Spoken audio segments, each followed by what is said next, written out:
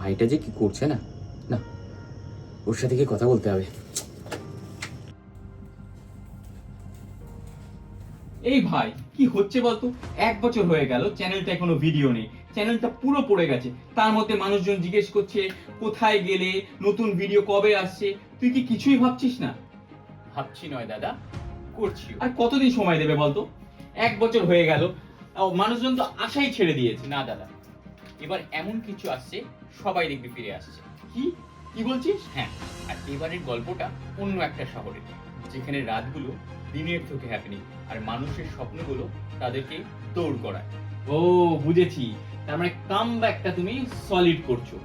Exactly. এই 15 April পয়লা বৈশাখের দিন আমার ইউটিউব চ্যানেল চলো লেটস গো ব্লগসে আসছে আমার নতুন ভিডিও। দেখতে ভুলবেন না কিন্তু।